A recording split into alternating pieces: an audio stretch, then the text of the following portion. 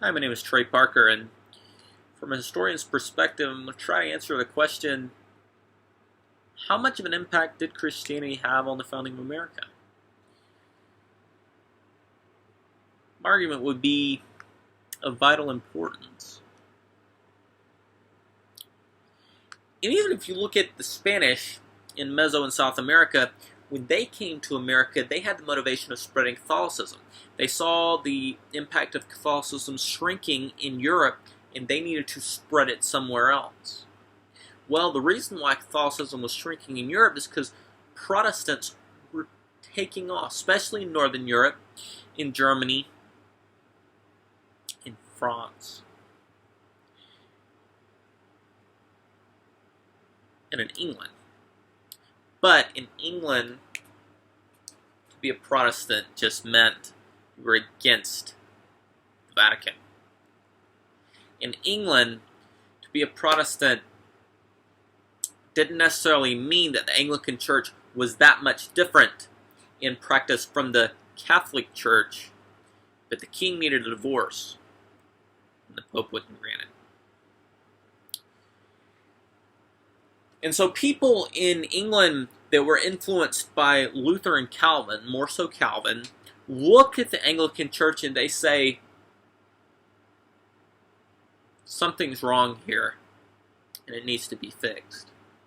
Separatists looked at it and said, we need to cut all ties, it's beyond repair. But Puritans look at it like a John Winthrop,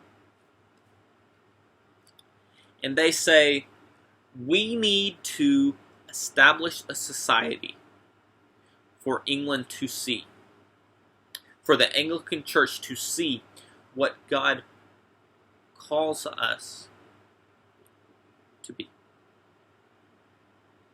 And after we establish this society, and after they see how successful we are, and after they see how God has blessed us, and how we have a relationship with Him,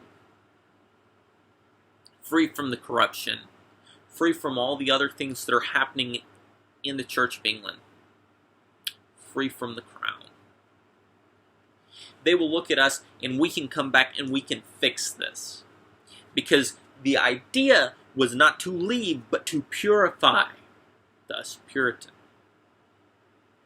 And John Winthrop writes in A Model of Christian Charity, we want to be the shining city on a hill.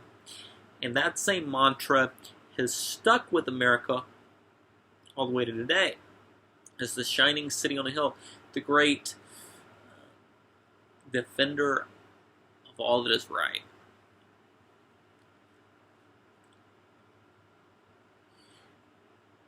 But the Puritans were tied with England. How did that tie break? Well, it broke in the late 18th century with these rebels, with these revolutionaries, with these treasonous men who looked at their relationship with the crown, one that had always existed. They were British subjects, and they said, no, we do not answer to a crown, we do not answer to a king. We answer to God. The same person the king answers to. We were all created by God, given these inalienable rights, as Jefferson so eloquently put in the greatest breakup letter of all time. The Declaration of Independence was meant to be read aloud, to be performed for people. And one of the things that it told people, it said, yes, you've been subjects of the crown, but you truly answer to God. And if the crown is telling you something opposite from what He wants for your life, and the crown is denying you these rights that God has given you, that God intended for you to have, then it's time to go against the crown. And thus was born the American Revolution.